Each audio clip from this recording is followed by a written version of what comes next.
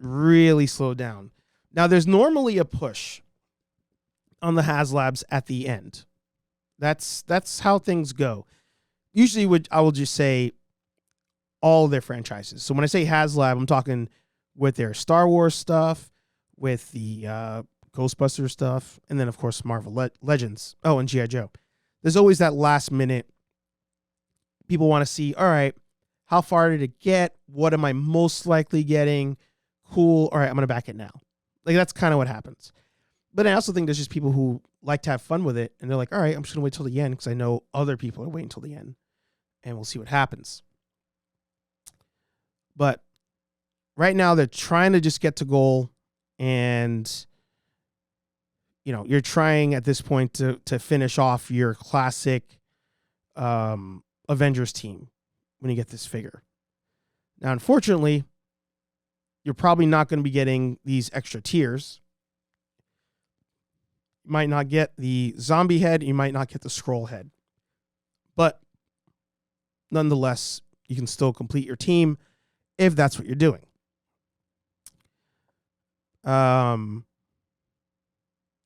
T3 says, does the Marvel Legends HasLab happen? What's everyone's thoughts? Yeah. Question of the day.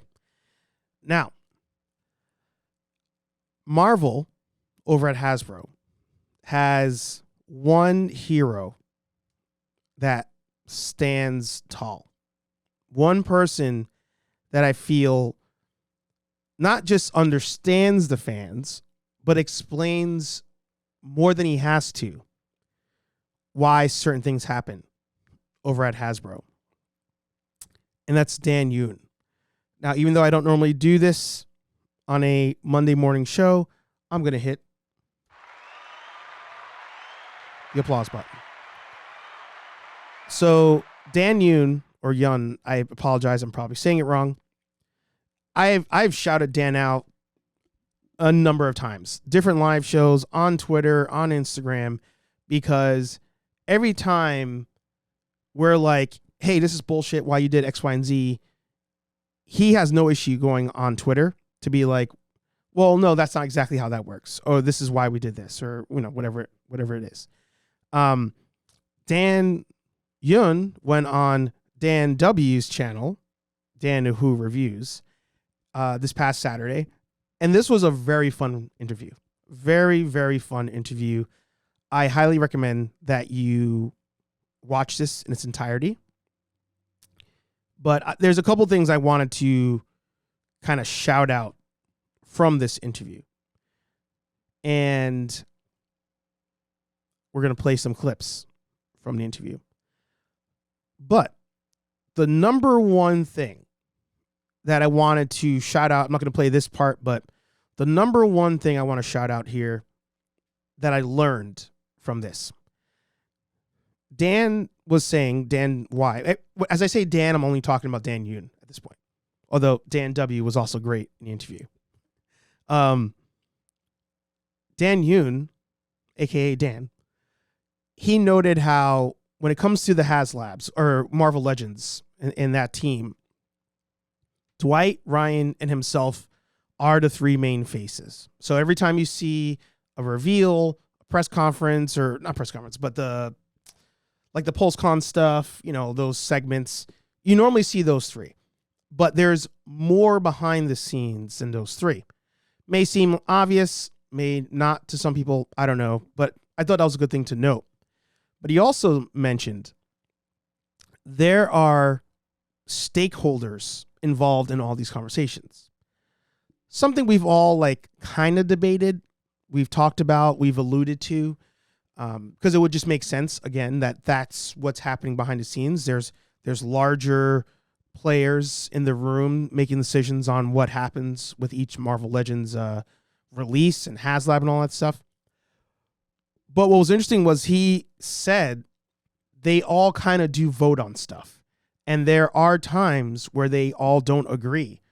But based on, I guess, position, maybe how many votes you have as far as the decision goes, certain things will come out even if they don't think it will work. Like a good amount of them. And it could be, he doesn't say this part, but it could very well be that Dwight, Ryan, and Dan, hypothetically, right? They're the ones that are marketing. They're the ones doing the character designs, all that stuff. They could be like, oh, this won't work. But then the other stakeholders that maybe don't do that stuff are like, I think it's, history says it will. Do it. That is completely possible. So, like I said, definitely check this out. Great interview. They do compare, and they do talk about this coming off the heels of the Engine of Vengeance and how they wanted to do things a little differently, hit or miss there. They talk about Wasp, them deciding to reveal Wasp when they did. So he goes into way more detail than probably Hasbro would want him to. But again, I think Dan is one of the best parts of Hasbro. Like his honesty, him tweeting, his posts, him sitting down to do interviews, I think is one of the best things about Hasbro. But the first thing I kind of wanted to highlight is coming off the conversation about Wasp. And they start to talk about why they even choose certain characters for these things. So let's give this a listen real quick. Man, you need to refresh your thing, bro. I told you, you're on the American hype. We're all delayed here in the UK. And it takes a commentator swears or something. What I love, though, is they are also Dan W. is a Chelsea fan, I think, and Dan Yun is an Arsenal fan. I could have it backwards. But the two clubs are currently playing at the time of this interview. So they're both talking Marvel Legends, but also both trying to watch this game at the same time. And actually the first half an hour of this interview is them just talking soccer, aka football. So that in itself is pretty funny. But they'll get to it. They'll get to it. All right, I'm going to refresh it. But shout out to like you said, Boog. I've heard some of the comments he said. I know Boog loves to give us pressure a lot on the interviews, but and I know some people are saying it's because of Boog that we I like revealed. that meme, by the way, of that. Do you know the Keen and Peele meme where it's Boog saying what up, and it's just you guys sweating because he just hammer with the questions. Then he doesn't get you a chance to breathe. Yeah, and no, it wasn't because of Boog that we revealed Wasp. I'm telling you, from day -0 or -25 or whatever, when we were all contemplating, do we show Wasp on XYZ date? When do we show Wasp? And we were just flexible, and I'm glad that you guys got to see this photo. I agree with you. I think this photo in itself probably got some backers. You know what I mean? Agreed. I also think though that and if I'm being real with you too, that if this fails, let's say, God, knock on wood, it doesn't, right? Mm-hmm. I do think it does indicate to the greater stakeholders within our team a lot of implications, right? About the character strength and stuff like that. And I know we have a big community of comic collectors only, you know what I mean? Yep. But it is hard for me because I love comic characters too, because there's always a battle of balance, right? There's MCU characters, comic characters that we have to create, and there's I'm constantly telling people it's okay to like both as well. You don't have to pick a side. You don't have to pick a side. Both. I think my only, as I'm doing it right now, I think my only complaint with the interview was Dan W. would interject at times to help prove Dan Young's point. And I'm like, just let the man finish. Just let him finish. As I say that now, because I'm also trying to avoid a copyright strike. But let's continue. I love both. But it does give indications to all the stakeholders. It makes us question a lot of things. You know what I mean? So hopefully we don't have to have those questions because it will fun. You know what I mean? I've got wood right here. There you go. I'm knocking on it. Yeah. So we'll see. Fucking halftime, bro. Yo, what? I take it. Oh! So just before I cover that part, one of the best parts of this is them watching the game at the same time, And there are various moments like this where they're talking, and then all you hear, "What the fuck?" like mid conversation. It's great. It's great. That one made a lot of sense to me, and I immediately was thinking of the latest like craze, right? Like we're coming off the heels of, well, everybody's, do I buy stuff now or play a long game, right? Like we've all been talking that for a long time. But do you remember how crazy it got last month when the like Thor 2-pack went clearance, the Hawkeye with the cycle, the Doctor Doom, like those packs, when those went clearance, everybody went nuts. They're like, "Oh, now go. Everybody get it."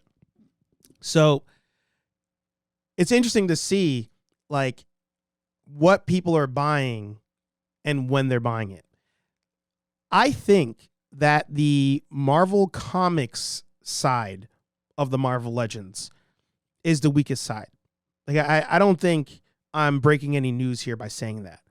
But I think if this HasLab doesn't back, that might nail in the coffin a lot of that stuff. Because they're already coming off the heels of, just dust, just shelves full of the comic series figures just covered in dust. These companies, or actually Target, I think had the exclusive rights to that one. Target not even placing reorders because they're like, I'm not selling any of it. And then they clearanced in like, less than a month is when they went on clearance. So you already had that sign that the comic side of Marvel Legends isn't doing well. But now your first Marvel Comics HasLab also doesn't back, off the heels of the Engine of Vengeance, which was also kind of a comic HasLab. Not nearly as popular, but kind of like that was never like on. Oh no, it was in Agents of S.H.I.E.L.D., but it wasn't even really that version. So coming off that stuff, you're like, all right, maybe we shouldn't focus on the comic stuff anymore. Like maybe that should be, seldomly we drop. Here's a comic version of Cyclops. Here's a comic version of Iron Man. But like that's it. Like maybe it's just here and there. The Captain America sold well. Remember that Captain America from the comic that at first was at GameStop only? It was like blonde hair, came with the like Dio thing, was on the bubble. Like that, I remember that wave. It was him, Hulk, and Iron Man. Those three sold well. But everything else doesn't seem to really move from the comic side. So him saying that, I was like, this may nail in the coffin the comic side of stuff. So I thought that was, again, he sometimes gives, in my opinion, more information than he probably should. But that's why we also like him. So Kenobi agrees with those. T3 says, really? I don't know. I feel like the movie figures sit more often. 20th anniversary Toy Biz line. Yeah, that's the one I was thinking of. I think the movie stuff is starting to, but specifically the movie characters that are not like the main characters. And I mean the not even at this point movies, but the Disney Plus waves are because the shows are terrible. So the shows are terrible, so nobody's buying them. And we'll kind of get into that idea of stuff a little bit later. But I think it's tied to poor content on the newer things not moving, but a lot of the older stuff is going. So they talk a couple times about the overall fandom and how they do tend to critique things, and their answer there was even a bit surprising to me. Yeah, but like, what's your thoughts on the campaign in general? Like, and I want your honest feedback too. Like, what are you, of course, and what the chat is thinking too. Yeah, I'll go and read some comments from the chat. So, chat, if you wanna get our attention, as I said, I will go back and read every single super chat. So I will come to them very shortly. So get them in now. If you've got a question or any thoughts, whatever is on your mind on this Saturday afternoon. But yeah, in regards to the campaign, I'm not gonna lie, the Engine of Vengeance, left a bad taste in people's mouth, just in the community in general. Like, it just, for a long time, it lingered. Like, I've seen people, again, very dramatic, but both ends of the spectrum, where some people are like quitting, like they're just, I'm out, I can't be asked, I don't want to be involved with this hobby anymore. It's like the word toxic gets thrown around a lot. I think that's a bit extreme. I do think that's a little extreme. I don't think people were like, oh, Engine of Vengeance made me quit Marvel Legends, but it probably made them have less faith in the team to be like, oh, this is what you're gonna give to me if you want me to spend $450 on something. Like, this is your option. But to just straight up drop the line, I don't think that's it. I think not having figures on card might do it. I think not releasing a lot of accessories in a pack might do it. Engine of Vengeance, I think, is a bit of a stretch. And again, people like to say criticism's toxic. I'm not one of those people. I do not think criticism is toxic, but people sometimes blur those lines, and it's very frustrating. It's like, no, there are definitely toxic people, but I'm not saying everyone who's critical is toxic. That's never the case.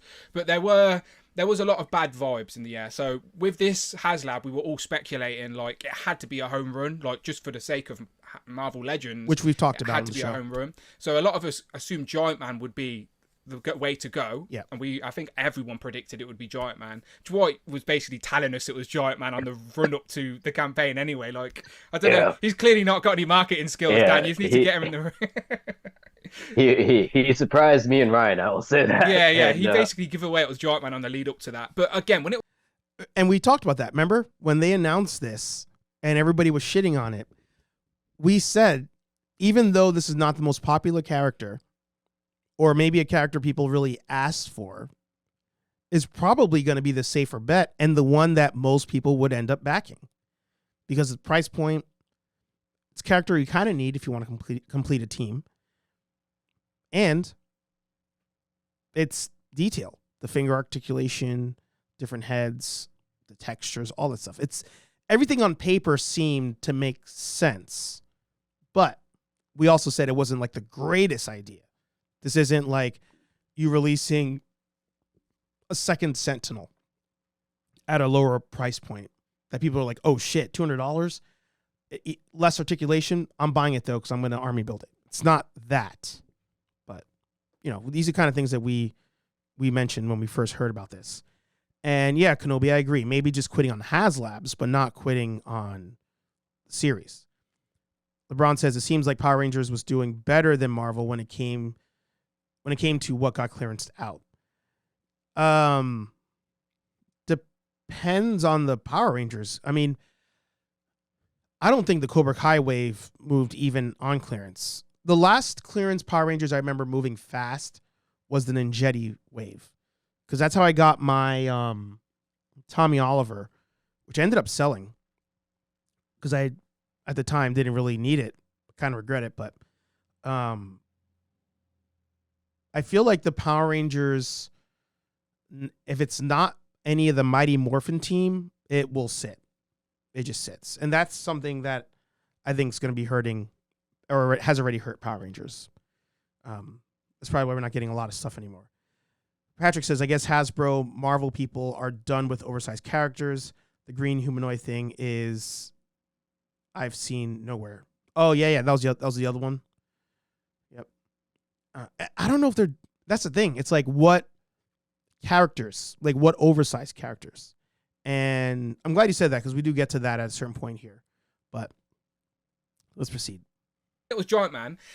We'd just been used. And again, even me and Rich did a whole stream on what we were going to get. And of course, me and Rich dial it up for the sake of conversation. Yeah. Like, we never, like, Rich didn't really think you were going to give us like one of Hank Pym's daughters from a future reality or whatever. Like, we're just, for the sake of conversation, we just like to dive into those things. But we genuinely I genuinely thought the base campaign would be a figure and Giant Man, and I thought like a smaller version or a Wasp would have been a perfect way to go. So when I first seen it, my initial reactions was, oh, where is the figure? Like, genuinely, that's just where my brain went. And then the price point was under 200, which also surprised me because it was the cheapest Marvel HasLab ever. And I say cheap, obviously £200 is still a lot of money, but in regards to the HasLab scheme, especially coming off the back of a £500-600 Ghost, I thought £200 was very reasonable for a HasLab project. But then it also throws up those questions of like, well, if it's only 200, why is it a HasLab? Why couldn't it be on Pulse? I know I see a lot of people argue about that. Can you speak on that in any way? Like why a project to like Giant Man is harder to do on Pulse or at retail? Yeah, so I think there are a lot of reasons why. So I wouldn't quote my answer right now as like the Hasbro answer, but there are a lot of speculation online in the community. Oh, it's like the size of the package or the price point or things of that nature. I think ultimately, if I make it the simplest as possible, right? Like it's strategically the best for the business, to put it this way. Like I'm not going to go into the reasons why that is, right? And you could speculate that, but from both a retailer standpoint and from Hasbro's standpoint, I think this gives us the best ROI, like return on, and investment. And so that's why that's like a really messed up way of answering that question, I guess. But it's because I don't want to go into too much of the minutia and the details of why. Of course. Because again, then, just to the chat, this is a casual Saturday conversation. This isn't an official Hasbro thing. Me and Dan are watching Chelsea and Arsenal talking toys, so that's what. So like, I'll just say that whenever we choose any decision basically for a figure, like there are certain reasons why they're made as a HasLab versus not versus exclusive, right? Or etc. Right? And at the end of the day, like I feel like sometimes in our community, people are easy to be like, oh, it should have been X, Y, and Z, it should have been that. But like in the background, there are a myriad of reasons why we executed the way we did. You know what I mean? And ultimately, like we have to think of it from a business perspective as well. So, and unfortunately, that's not the most digestible answer. And trust me, like if I was not part of Hasbro and just a collector, I can understand and I can truly empathize why like some people ask those questions. So it's completely fair. I also do think there's some grey area in regards of a company like Hasbro having to do HasLab, which is a whole nother conversation. But there is a portion of people out there that just genuinely don't want to support that type of avenue type thing. Crowdfunding. So, and sorry, just to pause for a second there, because Kenobi says maybe share a few of those answers. I think one of the biggest reasons would be revenue share, right? Right now, if they take a line and put it in Walmart, put it in Target, they got to share the profits on that. That has to be shared amongst everybody involved. You also have to pay the logistics side, right? So behind Dan is the X-Men 97 Wave, which I think I have a portion later that we'll listen to where he talks about that a little bit. But that Marvel Legends, X-Men 97 Wave, to go out, you have to package everything, right? In crates of the stuff. Send those out to different distribution centers. Break those down. Send those out to smaller distribution centers. Break those down. Send them to the respective stores. That's a lot of different points where you have to like break off a piece of the profit. So on something like Giant Man, it's going to give them more of a profit, but also in turn keep the cost down to keep that in-house, keep it with them. Because also they, right now, the comics, the Marvel comic side of the Legend series, GameStop and Target. That's usually the two avenues they go. So now I'm not breaking off a piece to two different companies. It's just me. And the shipping cost is covered by the customer, right? I'm sending one-offs to everybody, and you're paying the shipping per thing. So it helps keep the cost down. And I think that's the part that he can't say because of business reasons. You also don't want to like talk on their contracts with Target and Walmart and all that stuff. But I think that's going to be the number one reason, because this isn't one of those figures where they probably have to pay likeness rights or anything like that. And for those people, just to start to interrupt, it's just like, at the end of the day, like, I just want to emphasize again, like, there's so much craziness to life already, like outside of like the toy world, right? And so at the end of the day, this is a premium toy that is not like, you know, like a basic necessity or like a medical thing that's needed to save Like we lives or said, it's a anything like that. luxury. We said it's a luxury, yeah. So, yeah, no, sorry, I didn't mean to interrupt you, man. No. So, the only complaint I had on the entire interview was what I don't like when people are selling something, right? This isn't them specifically. A lot of people do this. A lot of creators do this when it comes to, and maybe I do it a little bit. I don't know. But I feel like a lot of artists and creators, when selling something, will be like, all right, this is the coffee cup that's for sale. This is $33. It is $33 because it glows in the dark. You'll see the detail here of the Starbucks logo. You see the exclusive part of the sticker here. Trust me, you should buy this thing. There's a lot of work that goes into this. That's why it's $30. Like, you should get it because you're not going to get another cup like this one. Like, you should buy this one specifically. Like, this one, I don't like that. Like, it is what it is. It is what it is. It's the price. It's the price you want to give it to us for. Don't break down why it had to be $30. It's just $30. It's just $30. So I don't like when they get to that level.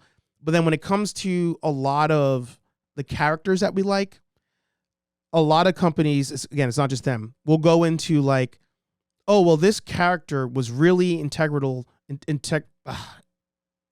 I'm fucking the word up. Really important. I'm a dummy, I tell you. Really important to this storyline, so that's why this character has to be out. But that's also why this character has to cost a lot of money, because you're going to need this character because this character was an issue this, issue that, blah, blah, blah. No. This is the character. You want it, you don't want it. End of story. End of story. I wish I could sell you this cup, Kenobi. And LeBron. T3 says it should have been a Pulse exclusive. They do talk about that in this interview. I don't think I timestamped that one, but he essentially said it was a cost thing again. Patrick says, do G.I. Joe, Star Wars, and other Hasbro reps go on pods or videos to add additional HasLab promo like Dan and Ryan do?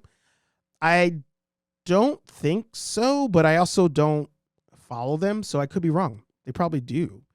But I like that Dan, he does speak up, and I think it helps a lot. And maybe a Power Rangers, the Power Rangers line could use that. Maybe the Star Wars line could use that. But you know what? When it comes to Star Wars, especially, like, they probably pay so much to Disney for a lot of their stuff that it kills them. And that could happen here too. Like, maybe Giant Man would have been $150, but you got to break off a piece to Disney. So, a lot of moving parts. A lot of moving parts. There you go. Kenobi says, I haven't seen it for Star Wars. Like, and Kenobi would know. Kenobi would know. But, speaking of Kenobi, and actually, before we get to that, there's one other thing people were mentioning, and I want us to cover that before I get to something that pertains specifically to General Kenobi. Time. So that was our Mexican friend, Little Pieces of Plastic. Thank you very much for the super chat. And I always try and say, at least the option is there. At least the option is there. It shows that they're aware that there's a market and they're trying to get it out to you. But Little Piece of Plastic said they'd love to have an interview with you guys sometime. Psylocke said, Let's fucking go. Oh, don't Come on. Okay. I love Let's it. fucking go. I love Give me it. a second. Psylocke, you can answer this while I watch this nonsense. Psylocke says Ryan started that the tiers were already included in the base price, so why not add the tiers with the base price and not hold them hostage? 100% fund. I don't quite understand that. So Ryan said the base price, so why not add the tiers to the base price and not hold them hostage? I don't really understand that question. I think what he's saying is another business model type of question. okay. So it's like, why don't you? Like a Kickstarter, you can add on. Yeah. okay. And I'm not going to give reasons why or why not. It's just again, it's Did Royce score? yeah. Royce is in my fantasy team as well. I'll take it. I'm Oh on fire. my I'm God. on See, fire. I love it. I've got I Saka, love it. Royce, Palmer, and Sterling in my team for today. He scored a beauty. I would take it. As long as Fuck. Chelsea win 2-0, 2-1, I will take No. it. I feel the momentum now. Oh, that's a good goal, to be fair. Quick reactions, but we shouldn't have let that happen. Shouldn't have let that happen. Sorry, Psylocke, I interrupted your question there, but it's an interesting take. No, it's I understand the question, and my answer to you, Psylocke, is it's a business decision that goes beyond just myself, Ryan, and Dwight. And we definitely I understand what you're asking, but I don't have an answer for you that will satisfy what you're saying. Yeah. So it's they did it once, and I think that's what gave me the idea that they should do it more often. I can't remember what was that with the Rancor, where they all of a sudden were just like, all of it's going to come with it. If you back it, all of it's coming. Maybe it wasn't the Rancor. There was one of them. I know it happened with, maybe I'm thinking of this, with the Nitro stage. They eventually were like, you're getting all these figures. Just back the damn thing. And it didn't work. So maybe I'm confusing Mattel with Hasbro on this one. But we've talked about that too. Just throw in all the tiers, tell us what we're getting, and then, we'll go for it. I mean, especially with the Ghost. The Ghost was the one where I was like, there's no reason these figures should be behind a paywall. But like they said, there's cost reasons to it. If you get to a certain volume, you have such a profit, you can justify making these other figures because it doesn't hurt the profit as much. So that makes sense. Patrick says to General Kenobi, got it. Feel like the Marvel team does at least speak to the people more than I've seen, but it doesn't always translate to helping the campaigns. Yeah. And I think that has to do with just what they're choosing to campaign. Give them respect for showing up to all these places. Yeah. Kenobi agrees. T3 says, yeah, only with Marvel Legends. Yeah. But like I said, there was a part of this interview, and I encourage you to watch the whole thing. It's awesome. He talks about a lot of different stuff when it comes to the behind the scenes to Marvel Legends. But this actually applies to T3 as well. So this is for both of you here. And where are we at? I think we're about here. Oh my God.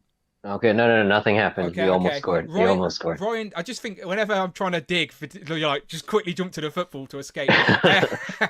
So Ryan did confirm in some of the New York interviews that the VHS boxes would be continuing, and the Spider-Man theme would be continuing in 2024. Is that correct?